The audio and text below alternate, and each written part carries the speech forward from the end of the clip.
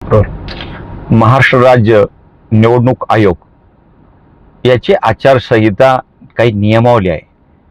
त्या नियमावलीमध्ये मतदान केंद्रात कोण व्यक्ती जाऊ शकतं याची व्याख्या दिलेली आहे. जर त्या ठिकाणी आमदार असेल, खासदार असतील, आजी माजी कोणी असो, तो जर मतदार नसेल तिथे तर त्या ठिकाणी जाणं गैर आहे. अशा वेळेला शिरूरचे विद्यमान आमदार हे दिवसभर अनेक मतदान केंद्रात जात होते आणि दबाव तंत्र वापरत होते. हे लोकशाहीला घातक आहे. नियम तुम्ही करताय, लोकप्रतिनिधी करताय आणि त्याची पायमल्ली तुम्हीच करताय, हे अत्यंत गैर आहे.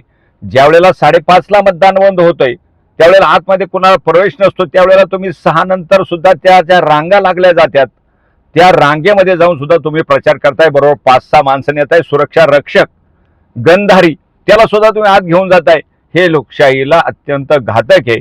मी त्यांना विनंती केली, हे चुकीचं आहे. मी पण लोकप्रतिनिधी आहे, असलं कधी उद्योग मी केलेले नाही.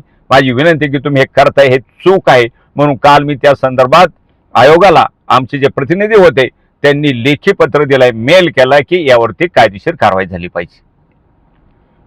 काय सांगाल याबाबत? निवडणूक आयोगाने याची दखल घेतलेली आहे का आणि यावरती काय कारवाई होईल? अजून तरी घेतलेली नाही, पण माझी खात्री आहे की त्यांना घ्यावं लागेल, कारण हे सगळे CCTV मध्ये आपण पाहता आलेलं आहे.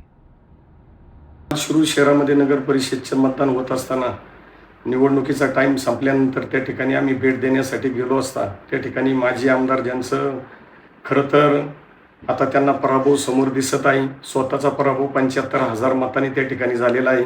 त्याच्यामुळे त्यांची मानसिकता अजून त्या ठिकाणी जागेवर आलेली नाही, त्यांचं मानसिक संतुलन ढळलेलं आहे. त्यांनी त्या ठिकाणी भेट दिली आणि आम्ही त्या ठिकाणी खरं तर मतदान संपल्यानंतर भेट देण्यासाठी गेलो असता त्यांनी ती स्टंटबाजी करण्याचा त्या ठिकाणी प्रयत्न केला. आता निवडणूक प्रक्रियेमध्ये त्यांना कुठल्याही प्रकारचा प्रतिसाद मिळत नाही, त्या ठिकाणी पराभव समोर दिसत आहे. त्याच्यामुळे काहीतरी स्टंटबाजी करण्यासाठी ते असे काहीतरी प्रकारचे उद्योग करून खरं तर त्यांनी आता राजकारणापासून अलिप्त होऊन खरं तर निवृत्ती घेतली पाहिजे आणि असा कुठलाही प्रकार त्या ठिकाणी घडलेला नाही. आणि तसं संबंधित त्यांची काही तक्रार जर असेल तर त्यांनी संबंधित अधिकाऱ्यांच्याकडे ती आपली तक्रार त्या ठिकाणी करावी.